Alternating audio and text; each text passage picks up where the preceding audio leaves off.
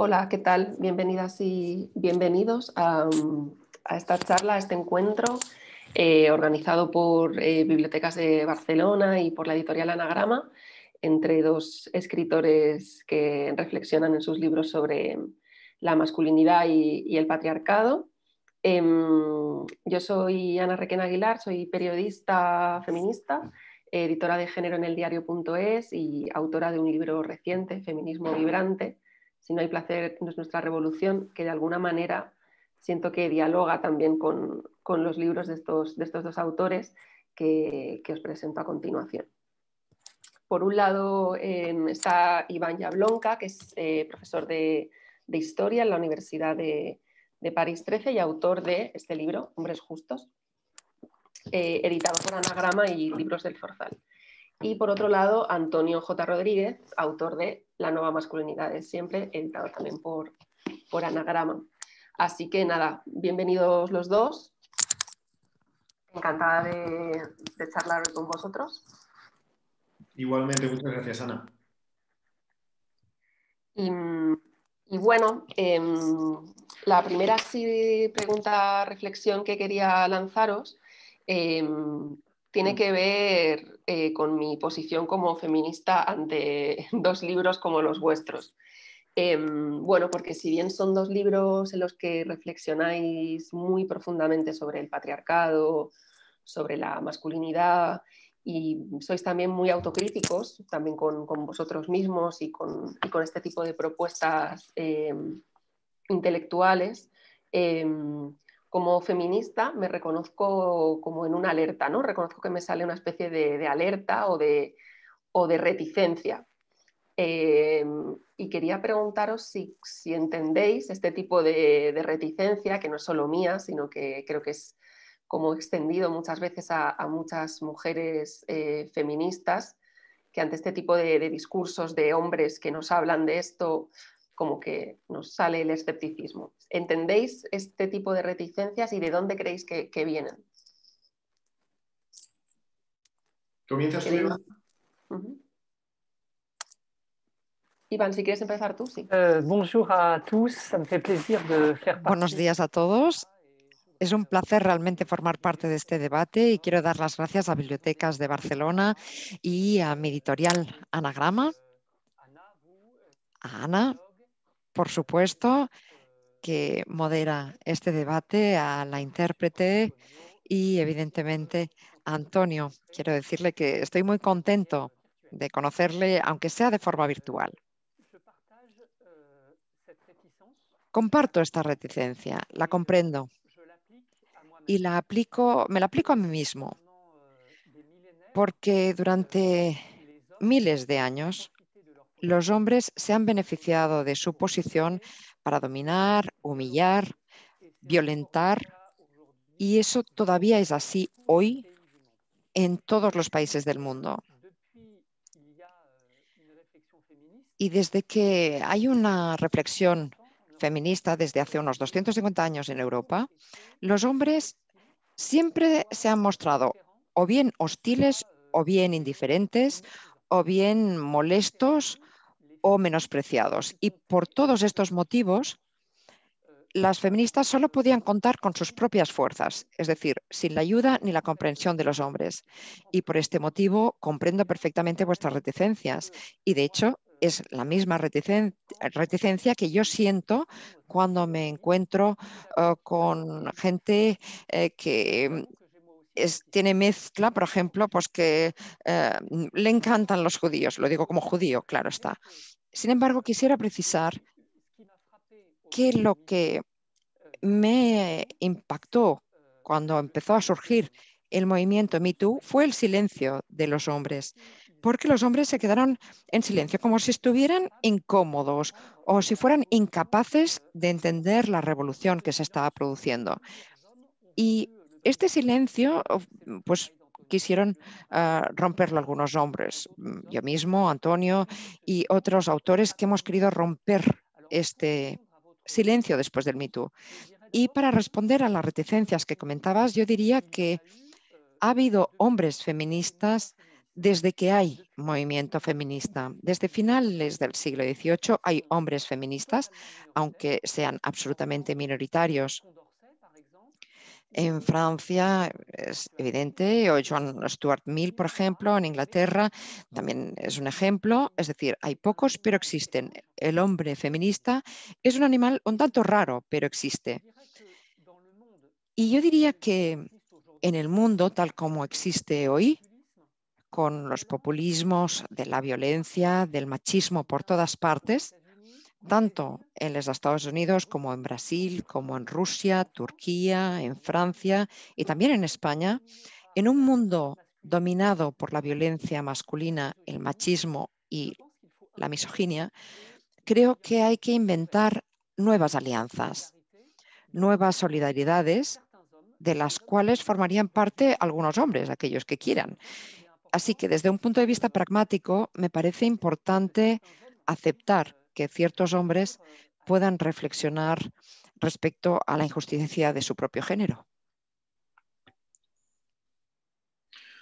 Sí, bueno, comparto en primer lugar agradecimientos a todas las personas involucradas en esta charla. También encantado, Iván, de esta conversación. Ahora también que estos textos dialogan entre sí, pero también, como bien comentabas, Ana, con otros textos que están tratando temas similares o temas concomitantes como el tuyo, ¿no? Yo creo que, bueno, de entrada, tal vez la primera gran pregunta que plantea la teoría de género o el feminismo es, o los feminismos es ¿quién es el sujeto del feminismo, ¿no? Ahora, estos días, o bueno, en España al menos, es una conversación que se arrastra durante meses, durante años, ¿no? ¿Quién es el sujeto del feminismo y a qué identidades se incluye? De la misma manera, me parece completamente legítimo extender el debate o la conversación a quién es el sujeto capacitado o habilitado para reflexionar o para continuar algunas de las conversaciones planteadas por el activismo, por los movimientos feministas. En ese sentido, es total, absolutamente legítimas todas las sospechas que pueda despertar la figura de sujetos hombre, la figura de sujetos cishet hombre, hablando, teorizando, deconstruyéndose, etcétera, etcétera, porque aparentemente parece un contrasentido y probablemente porque seguramente lo sea, ¿no? Es decir, la propia presencia en el mundo de la subjetividad masculina normativa implica, tal como está configurado el mundo ahora mismo, toda una serie de privilegios y como tales esos privilegios implican una serie de violencias ejercidas, ¿no? No obstante, ante la pregunta yo creo que, bueno, yo al menos estoy bastante de acuerdo, por ejemplo, con una afirmación que le escuchaba el otro día a Clara Serra, también muy, muy interesada en estos temas y con ideas absolutamente brillantes. Venía a decir algo así como, de la misma manera que no tiene sentido que de las masculinidades hablen única y exclusivamente los hombres, tampoco el feminismo o los feminismos pueden ser únicos y exclusivos de las mujeres, porque a fin de cuentas no se trata de temas de conversación que afecten a la mitad de la sociedad, sino que afectan al orden social común y establecido. En ese sentido, bueno, estoy absolutamente de acuerdo en la idea o en la intuición de que en tanto que hombres probablemente lo más interesante que podemos hacer en primer lugar sea leer, atender y escuchar. En ese sentido, como bien apuntaba Iván también, yo creo que los últimos años que han seguido al movimiento MeToo han sido particularmente relevantes para entender y comprender una serie de cosas, pero igualmente también me parece injusto o no sé, inmoral casi si se quiere, digamos, la idea de ponerse de lado o fingir que todas estas conversaciones abiertas no van con uno. Justo los títulos de vuestros libros tienen que ver porque el de Iván se titula Hombres justos, con un subtítulo que dice Del patriarcado a las nuevas masculinidades. Y el tuyo, Antonio, justo es La nueva masculinidad de siempre.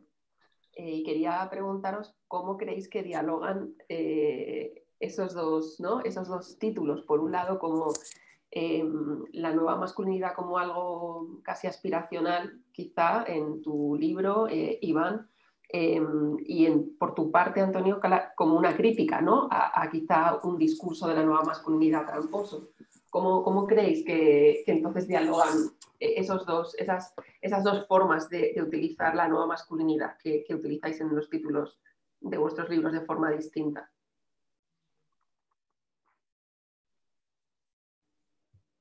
Qui commence? ¿Quién empieza? Iván. Iván. Mon livre a deux aspects. Mi Le libro tiene premier- dos aspectos. El primero es una investigación histórica en lo masculino. He intentado llegar hasta el Paleolítico, hace 30.000, 40.000 años, para intentar entender cómo la dominación masculina se instaló de una manera muy temprana y sin duda alguna hasta el día de hoy. Esto significa no que no se pueda cambiar nada, pero sí que estamos en presencia de unas estructuras masivas desde hace milenios. La segunda parte de mi libro sería tratar el concepto de la utopía de los hombres justos. Y digo que es una utopía en el sentido positivo. Necesitamos utopías para reinventar el mundo y necesitamos utopías para guiar la acción política y militante. Esta utopía consiste en reconciliar la justicia de género y la masculinidad, porque los hombres justos hoy no existen. No existen porque la justicia de género funciona a dos niveles. Un nivel psicológico, íntimo, y un nivel estructural de sociedad que es muy difícil cambiar. Y voy a dar mi ejemplo propio. Yo en mi vida privada intento, digamos, ir de la mano con los principios que yo planteo y que yo propongo. Pero toda la sociedad me permite tener una forma de legitimidad y de autoridad que no tiene nada que ver con mi persona. Es decir, como hombre blanco, heterosexual y profesor universitario, tengo muchísima más legitimidad social que otras personas. Y yo me beneficio de ello. Es una ventaja, tal vez un privilegio, y en ese sentido, mientras la sociedad tenga y dé esa legitimidad a los hombres, pues no habrá hombres justos. Por esto, las nuevas masculinidades tienen que entenderse a un nivel sobre todo individual, pero también debería ser colectivo y social. Comparto, evidentemente, con Iván la necesidad de tener un horizonte moral, de tener una utopía deseable y preferible. Es verdad que en ese sentido yo situaría las coordenadas de mi utopía cerca, pero en otra posición. A mí me interesa particularmente, bueno, no sé, dos referentes que aparecen en distintos momentos del libro, que al menos tengo muy presentes para hablar de estos temas. Son los trabajos intelectuales de nombres como Monique Wittig con el pensamiento heterosexual y la obra de Paul B. Preciado. Y en ese sentido, por ejemplo, me interesa mucho, digamos, la utopía o el horizonte de la abolición de géneros. Y eso no implica la abolición de las diferencias físicas, de las diferencias sexuales, sino la abolición de la masculinidad y la feminidad entendidos como lenguaje, como un lenguaje político, como una sucesión de códigos que efectivamente producen una división social. Efectivamente, yo creo que lo comentas en tu libro, Iván, esa dominación masculina está presente por por siglos y milenios, y la presencia o la aparición, mejor dicho, de la división del trabajo tiene una relevancia particular en cómo la heterosexualidad y cómo la masculinidad acaban siendo sistemas de control social o sistemas políticos antes, si se quiere, que aspiraciones románticas. Y en ese sentido, yo creo que la única revisión posible en el largo plazo, porque coincido contigo en que no se trata de algo que se pueda transformar de un día para otro, sino que evidentemente la carrera tal vez no ha hecho más que empezar. En ese sentido, yo diría que no hay nada más justo que la propia abolición de los hombres, entendido, ya digo, como categoría cultural. Y os quería preguntar también, bueno, por algo que ha sucedido recientemente, que es la muerte de Maradona. Habéis hablado los dos, habéis hecho mención al Me Too y bueno, pues como una de las consecuencias de ese Me Too ha sido la reflexión en torno a qué hacemos con los hombres a los que se les acusa de haber tenido comportamientos inapropiados, de haber acosado, de haber abusado sexualmente de mujeres, cuando estos hombres son hombres, bueno, importantes, poderosos, hombres que han hecho cosas que asombran al mundo o que son referentes en algún sentido, ¿no? Esta reflexión va desde, bueno, desde el victimismo más clásico, ¿no? De pobres hombres a los que se les está borrando su carrera, hasta el otro extremo, que es el de la cancelación absoluta, ¿no? El de, entonces no reconocemos nada o no se le puede tampoco reconocer a esa persona, bueno, por su contribución en un ámbito, aunque una parte de su vida no nos guste. ¿Cómo habéis visto esto en la muerte de Maradona, que ha sido también motivo de debate y de conflicto? Ese homenaje social y tan grande, ¿no? Ese reconocimiento como que ha recorrido el mundo, mientras este debate volvía a salir, ¿no? En forma de no podemos olvidar que Maradona maltrató a sus exparejas, no reconoció durante años a varios hijos. No sé si este caso os ha vuelto a traer este debate a la mente y cómo, no sé, qué respuesta así sencillita le daríais. Le viol, ça fait partie. La violación forma parte de una violencia, pero también del poder masculino. Es decir, cuando decimos que un hombre que tiene poder ha cometido una violación, no es una paradoja. Un hombre que tiene poder también puede expresarlo en esta categoría de violencia, que es una violación.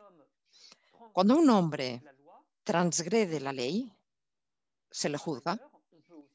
Y por otra parte, también podemos reconocer parte de sus méritos y los tiene. Es decir, eso no quita que debe ser denunciado y juzgado sobre todo por los hombres. Es decir, es importante romper la connivencia masculina, la solidaridad masculina frente a estas violencias de género. Yo, como hombre, digo que la violencia física y sexual, la verdad es que me asquea.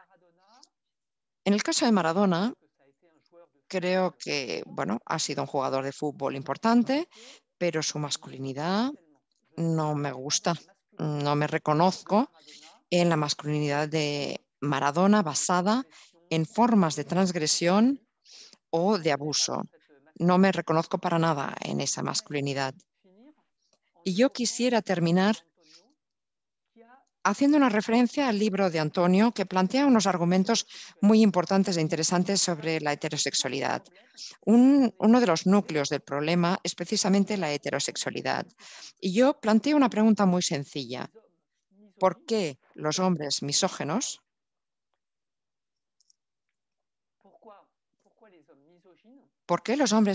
decía, son también homófobos?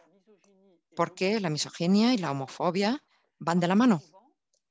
Porque a menudo estos hombres se creen obligados a luchar contra lo femenino y contra lo que se percibe como una debilidad de lo masculino.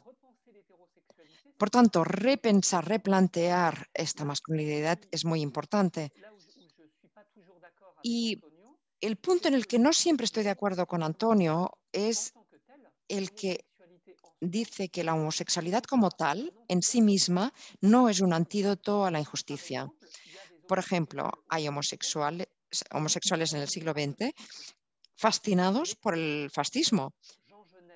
Jean Genet, por ejemplo, escritor francés, que formó parte de las grandes voces literarias homosexuales del siglo XX, también fue un hombre fascinado por el nazismo y un hombre profundamente antisemita. Así que la homosexualidad como tal no es un antídoto. Por el contrario, es cierto que me parece fundamental repensar la heterosexualidad para convertirla no en una definición de lo masculino, sino en una opción sexual entre otras. Y en ese sentido hay 1000 maneras de ser hombre, hetero, homo, trans. Lo importante es que esa masculinidad sea mucho más compleja para mostrar que puede ser 1000 cosas, que hay tantas maneras de ser masculino como hay hombres sobre la tierra. A propósito del eterno debate planteado por nombres como Maradona, ¿no? Sobre la legitimidad de ciertas figuras públicas históricas que cuentan en su pasado con distintos tipos de violencia machista, sexual, etcétera, etcétera. Yo creo que vuelve a ponerse sobre la mesa una cuestión que, por ejemplo, fue muy debatida. Yo también en el ensayo le dedico unas líneas porque fue algo que, bueno, también en tanto de consumidor cultural me afectó mucho en esa época, ¿no? De cómo pensar o cómo volver a ver películas de directores de cine involucrados en violencias sexuales, cómo volver a leer novelas de poemarios de hombres que han practicado distintos tipos de violencia sexual. Debemos separar al hombre del artista, la obra del sujeto, etcétera, etcétera. Para mí, a propósito de este debate y después de pasar por distintos estadios, yo creo que hay un principio ético digamos, de empatía o de solidaridad, digamos, con las víctimas que invalida, por así decirlo, esa distinción entre obra, entre el artista y su obra, ¿no? Es decir, si yo soy consciente de que un sujeto cercano, un familiar, ha recibido una violencia sexual o una violencia machista por otro sujeto, yo no puedo ver a ese otro sujeto de la misma forma, ¿no? Es decir, irremediablemente esa violencia condiciona mi manera de relacionarme con ese sujeto.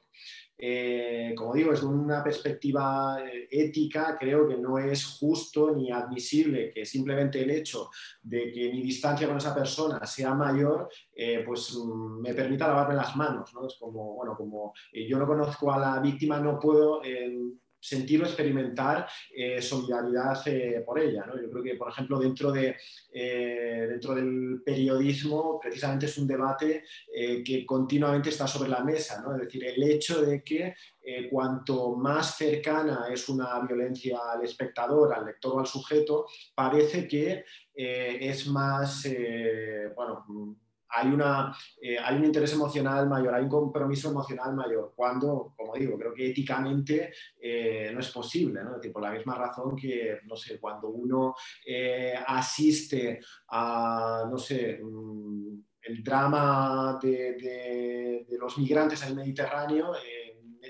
no puede decir, no, es que es algo que está lejos de mi entorno, ¿no? Pues con la cuestión de las figuras públicas creo que ocurre algo similar, ¿no? Es decir, hay un principio ético, hay un deber moral que impide esa separación entre el sujeto y su obra. Bueno, repreguntaría mucho aquí, pero si no, no tenemos tiempo, creo, para avanzar en otros temas. Os quería preguntar también, porque los dos habláis mucho en vuestros libros de bueno, desmenuzáis, ¿no? Ese modelo de masculinidad muy basado en ese hombre hecho a sí mismo, en el gusto por el riesgo, por saltarse las normas, las reglas, y ¿no? La transgresión de límites, aunque sea a costa, ¿no? de poner en riesgo su integridad. Y en ese sentido quería preguntaros hasta qué punto la violencia codifica la masculinidad o hasta qué punto la masculinidad es el origen de buena parte de la violencia que sufrimos en general, no ya las mujeres, sino que sufrimos en el mundo. Iván, si quieres empezar tú de nuevo. Il me semble que les hommes subissent. Me parece que los hombres siguen como atentados de género, o lo diré de otro modo, los hombres nacen en una cárcel de género. La cárcel del género consiste en ser fuerte, no llorar,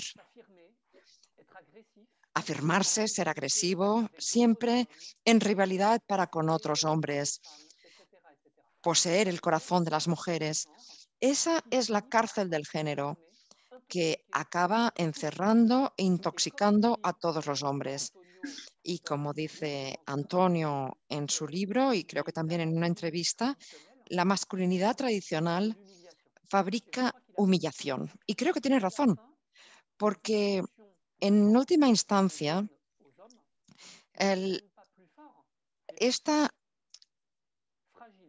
esta marca de género los hace a los hombres, los hace casi más frágiles y vulnerables, porque son tan narcisistas que al final se convierten en violentos cuando se les hace una crítica o cuando una mujer quiere criticarlos.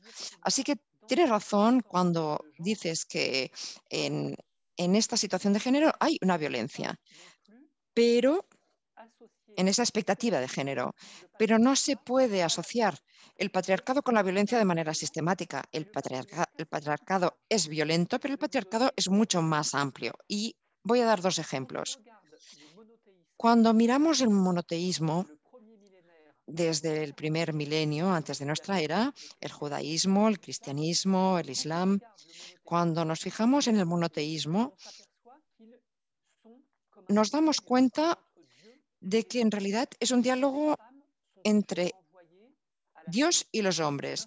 Las mujeres siempre son inferioridad, suciedad, siempre tienen como un estatus prácticamente de niño, mientras que el hombre es lo sagrado y está siempre en comunicación directa con Dios.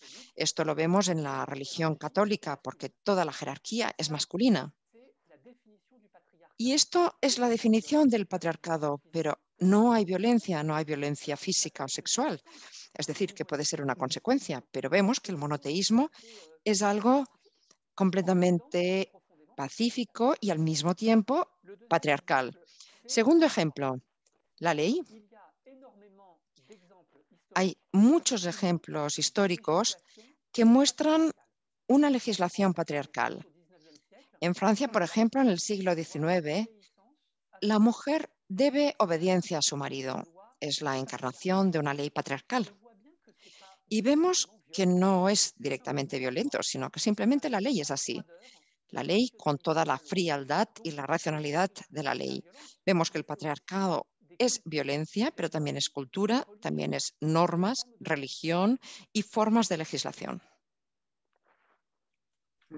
Me refería solo antes, Antonio, no solo a la violencia patriarcal, sino también a cómo la violencia forma parte de la construcción de la masculinidad y eso puede llevar a otras violencias que no son necesariamente de género, sino a la violencia también entre hombres, ¿no? A cómo al final los hombres son los perpetradores de esa violencia y también muchas veces los receptores principales de la violencia de otros hombres, no solo a esa violencia patriarcal o al patriarcado que efectivamente puede ser más, ¿no? más de coerción o de violencia, más consensual.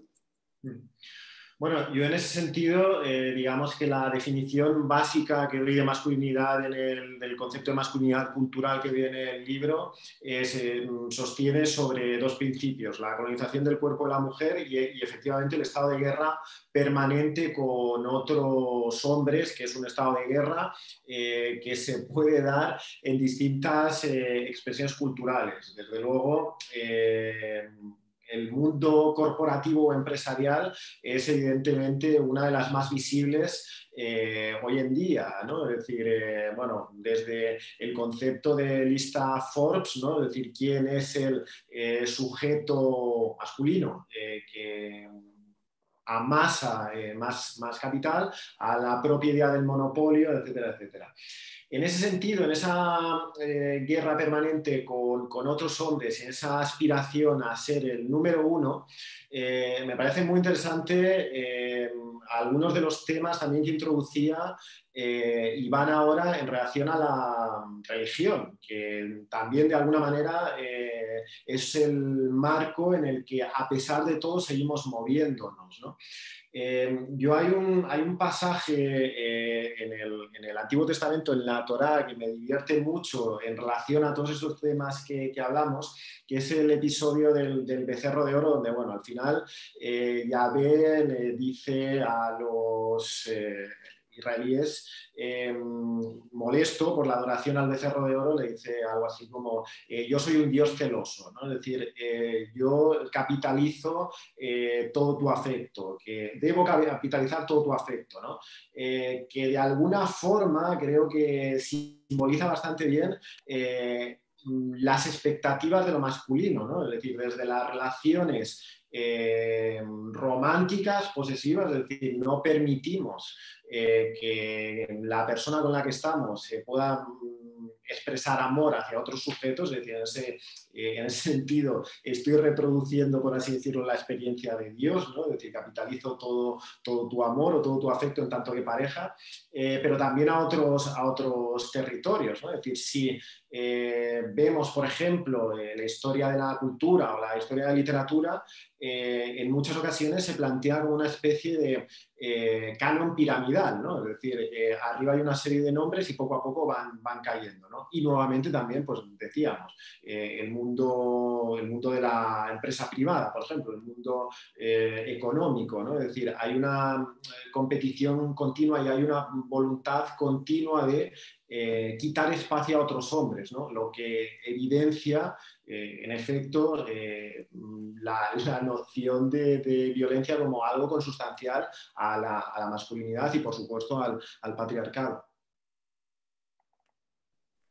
Los dos habláis también en vuestros libros de la paternidad y bueno, quizá este tema de los cuidados está muy en nuestro discurso, tanto el discurso feminista como en el de las nuevas masculinidades, ¿no? Esta necesidad de acercar a los hombres y la masculinidad a los cuidados.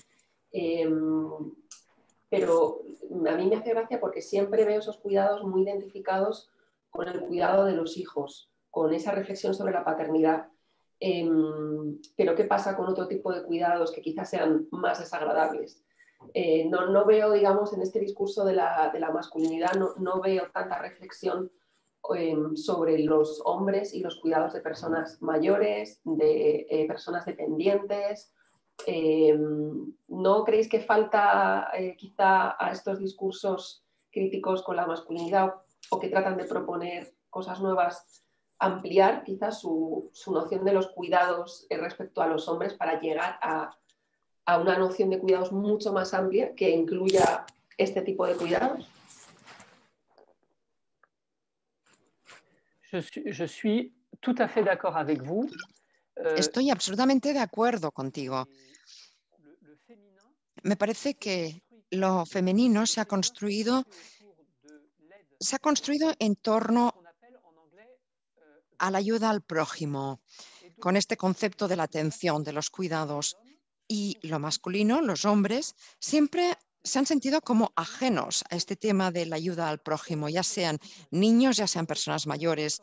En ese sentido estoy absolutamente de acuerdo contigo con el hecho de que debe haber una reflexión respecto a los cuidados, la acogida, en fin, el cuidado de las personas mayores, personas con discapacidad, niños, etcétera. Y en ese sentido creo que hay que redistribuir el género. ¿Qué significa redistribuir el género? Significa redistribuir las responsabilidades, los poderes, los papeles que desempeñan hombres y mujeres.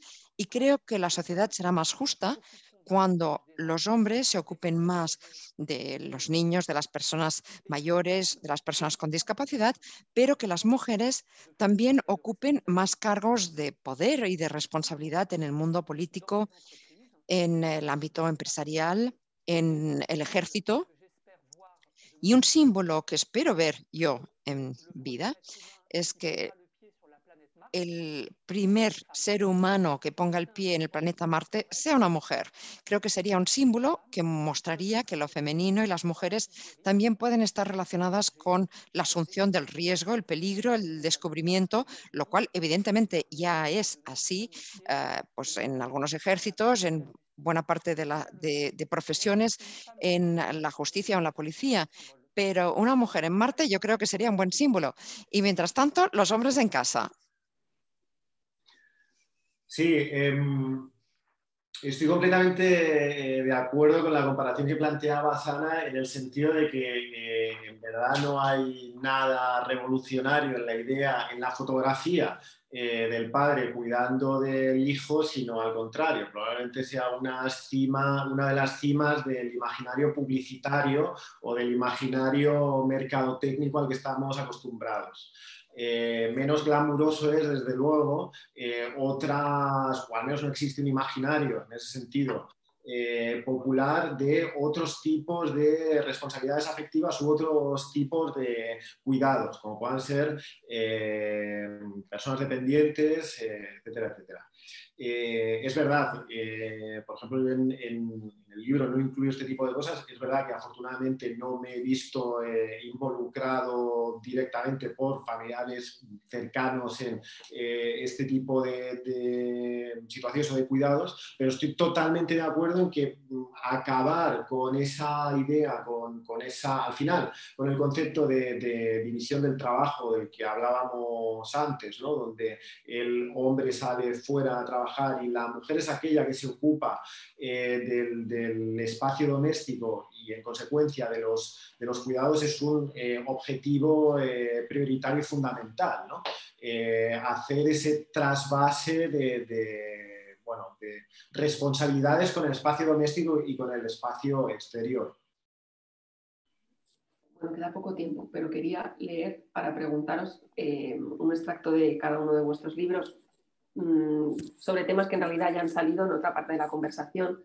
Empiezo con el tuyo, Antonio, cuando hablas al principio, cuando dices la masculinidad hegemónica contempla como una especie de fracaso el encuentro entre un hombre y una mujer que no acaba en actividad sexual. Y en unas páginas más adelante también dice: desbloquear esta aparente incapacidad del hombre, emparedado entre la abstinencia y la depredación, en pro de unas relaciones íntimas no violentas, pasa por extinguir la cosificación. Y terminas ese capítulo con la referencia al beso al falo de otro hombre, ¿no? Cuando hablas de desarrollar una ética amatoria al margen de las actuales violencias que dominan el deseo, solo puede pasar porque los hombres relajemos nuestra relación con el falo, en particular con los que no son el nuestro.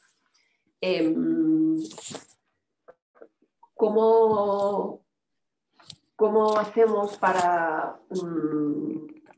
porque al final una de las implicaciones, ¿no?, más complicadas de la masculinidad y del patriarcado creo que tiene que ver con lo íntimo, con lo que hemos codificado como lo íntimo, como esas relaciones, bueno, personales entre hombres y mujeres, donde muchas veces es muy escurridizo, ¿no?, cuando lo que tratamos de contar o esa desigualdad, ¿no? No es tan fácil muchas veces de explicar, de descodificar. Bueno, tú ahí planteas, he elegido 3 frases muy distintas, pero bueno, las que planteas como algunas claves, ¿no? La objetualización a la que estamos como tan acostumbrados, ¿no?, que nos hace a nosotras objetos y a vosotros sujetos, al mismo tiempo esa heterosexualidad casi como norma social, muy ligada, especialmente, más ligada aún a la masculinidad casi que a la feminidad. ¿Cómo desmontamos eso? ¿Cómo podemos abordar eso? Sobre todo para que la gente no lo sienta a veces como una amenaza a su propia, muchas veces a su propia vida o a su propia historia. Cuando hablamos de todo esto, mucha gente se siente como aludida. Aludida a su vida, ¿no? Que se siente apelada a que lo que está haciendo, a cómo se está relacionando, parece que lo hace mal. Bueno, sí, efectivamente son enunciados que apelan a circunstancias diferentes, pero que en el fondo apuntan en la misma dirección. Yo tengo la hipótesis o la sospecha de que, lo diré así, en crudo, hemos normalizado formas de relacionarnos entre géneros absolutamente monstruosas, ¿no? O absolutamente artificiales, que nos han llevado a una dirección bastante inadecuada y perjudicial para todos, ¿no? Estas semanas ha surgido en varias conversaciones, en varias entrevistas. Me acordaba mucho, por ejemplo, de unas palabras relativamente recientes de Fernando Simón con sus polémicas declaraciones con el comentario de las enfermeras y demás, que venía a decir algo así como a mí es que históricamente las mujeres siempre me han dado como mucho miedo, como mucho respeto, ¿no? Que es algo como intrínsecamente masculino, ¿no? Es decir, ese muro y al mismo tiempo esa divinización del sujeto de otro género simplemente porque su aparato, su anatomía es diferente, su sexualidad es diferente, es algo, si lo piensas en frío, completamente enajenado, ¿no? Es decir, al final estamos hablando, pero como digo, muy instalado dentro de la subjetividad masculina, ¿no? Pero bueno, forma efectivamente parte de nuestra manera de relacionarnos que hemos naturalizado, y efectivamente salir de esos tipos de relación parece algo extraño, ¿no? Parece algo marginal. Estos días leía el panfleto de Hombres los odio, y subrayaba una frase que me parecía muy interesante también en relación a todo esto, que es algo así como durante siglos a las mujeres se nos ha instalado la idea de que tenemos que convivir con otros hombres con independencia de lo patanes que sean, de lo patéticos que sean, de lo inútiles que sean. Cualquier cosa antes que estar sola. Es absolutamente cierto y en realidad también es absolutamente aplicable a la masculinidad, ¿no? Es decir, en esa cosificación, esa objetualización del sujeto femenino, la mujer es una herramienta de validación para el hombre, ¿no? Es decir, yo necesito una serie de requerimientos para ser un hombre y también una mujer al lado que me valida como tal, ¿no? Como digo, para mí todo este tipo de circunstancias, si los piensas en frío, creo que son muy marcianos, ¿no? Creo que son muy extraños, que en realidad son experimentos sociales que han salido mal, ¿no? No es que sea una norma, es que es un experimento social que está durando milenios, ¿no? Pero bueno, yo creo que como punto de partida, como ocurre con todas estas cosas, creo que se trata primero de escuchar, entender, observar aquello que no funciona y bueno, que cada cual busque las soluciones adecuadas, buenas y bellas para todo el mundo, poniendo en primer lugar efectivamente el propio concepto de equidad, libertad y justicia. Sí, esa reflexión sobre la soledad es muy interesante. También Iván la hace en su libro La soledad como el gran mal que el patriarcado nos parece que nos amenaza, con la que el patriarcado nos amenaza. Para ir terminando, Iván, el fragmento que quería, la frase que quería leer de tu libro es cuando hablas de los hombres frente a la igualdad y haces una pregunta, ¿no? Entonces, ¿cómo salir de la alternativa entre el sobresalto masculinista, un tanto ridículo, y la energía militante, un tanto ilusoria?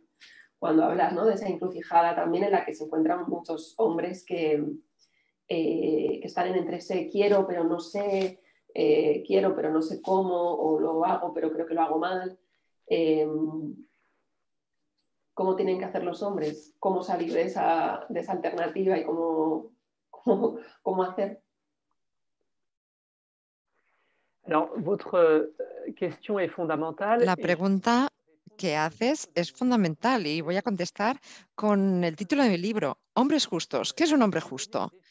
Pues mira, voy a dar una definición de un hombre justo y preciso que no hablo de mí, porque yo no tengo la sensación de ser un hombre justo y recuerdo que ser un hombre justo hoy es una utopía, es un horizonte moral y político. Me parece que un hombre justo se caracteriza con tres actitudes. La primera es ser capaz de cuestionarse, ser sensible a sus privilegios, sus ventajas, conocer la historia del patriarcado y conocer y tener una voluntad interior de cambiar el mismo, pero también de hacer cambiar la sociedad. Segundo punto, un hombre justo es el que acepta cuestionarse como hombre y por lo tanto acepta compartir el poder, la palabra, lo sagrado, lo religioso, las riquezas, es más, también el tiempo libre. Y eso hace aparecer una justicia de género. La justicia de género es la redistribución de los desempeños de los papeles entre hombres y mujeres. En tercer lugar, y a ver, este segundo aspecto consiste en vivir la igualdad, es decir, vivir la igualdad no para defenderla desde un punto de vista teórico, sino vivirla compartiendo, como decía antes, el poder, la palabra y lo sagrado. Y tercer punto, se trata de que los hombres apuesten por los derechos de las mujeres, por los derechos de las masculinidades disidentes como los homosexuales y que inventen también nuevas solidaridades con hombres ajenos al feminismo y con las feministas propiamente dichas.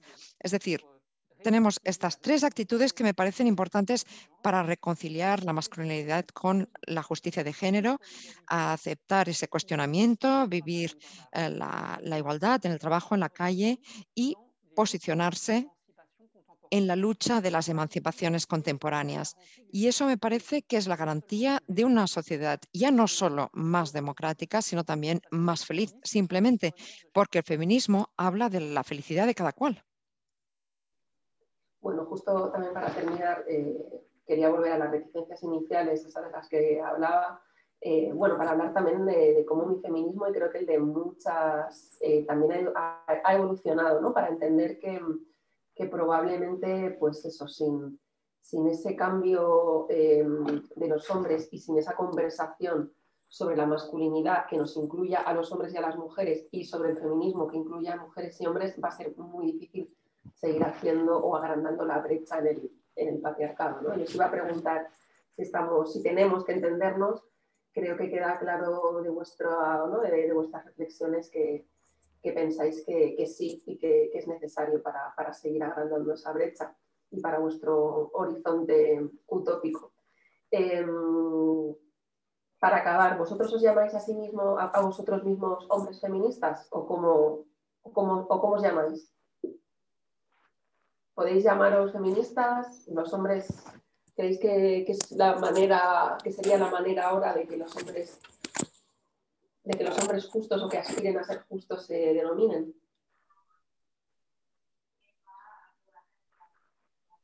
Empiezo yo, si... Venga. Bueno, evidentemente es una pregunta que guarda relación con, bueno, todos estos conceptos como aliado, de construcción, etcétera, etcétera. A mí me da muchísimo apuro o una cierta vergüenza la utilización de este tipo de conceptos, más que nada porque creo que precisamente en el momento en el que estamos se trata de predicar con los hechos y no tanto con las definiciones, ¿no? Quiero decir, bueno, en tanto que uno actúe en conformidad con una serie de valores justos, probablemente esté en el camino correcto, ¿no? Pero supongo que ocurre algo parecido como la solidaridad también, ¿no? Es decir, en el momento en el que se convierte también en una gran pompa publicitaria, deja de ser eso para ser relaciones públicas, ¿no? Entonces, en cuanto a la definición de uno mismo, para mí creo que lo más valioso en el momento en el que estamos es, bueno, dejarlo de lado y, como digo, predicar con el ejemplo y tratar de ser lo más justo posible. Moi, je dirais qu'avant tout, quand on est un homme et qu'on parle, Yo diría que, ante todo, cuando uno es hombre y habla de feminismo y de género, tiene que ser modesto. Los hombres no han inventado gran cosa ni han actuado mucho. Por tanto, lo primero que hay que respetar es una forma de prudencia y de modestia. Creo que ser un hombre justo también es saber estar en su lugar, ocupar el lugar que toca. Y ese no es necesariamente precisamente el primer lugar, sino un poco detrás. Y lo que propongo a los hombres hoy, no es que sean feministas o amables o simpáticos, no es ese el tema. Lo que les pedimos a los hombres es que sean justos, que compartan, que tengan conciencia de sus privilegios y que cuestionen su poder milenario. Y quiero precisar que esta idea de justicia se puede jugar a nivel privado, psicológico, íntimo, pero también en el plano de la acción pública. Es decir, de qué modo los hombres pueden actuar públicamente, de manera colectiva, de manera social. Hay un papel en las manifestaciones y en las asociaciones, por ejemplo, en Argentina y en otros lugares de América Latina y en España, y también en otras esferas públicas y profesionales, el gobierno, las administraciones, la policía, la justicia o incluso la medicina, por ejemplo, en una consulta de ginecología. Y en este sentido yo creo que los hombres justos pueden actuar en todo el espectro social. Pues nada más, que nos alargamos. Yo encantada de charlar con vosotros, súper interesante. Me quedo con ganas de hablar de muchas otras cosas. Así que nada, gracias. Gracias también a toda la gente que ha estado por aquí organizando, a la intérprete, a Bibliotecas de Barcelona y a Anagrama. Y nada, espero que nos encontremos en otra ocasión para seguir la conversación. Y gracias a todas, un placer. merci. Muchas gracias, un placer.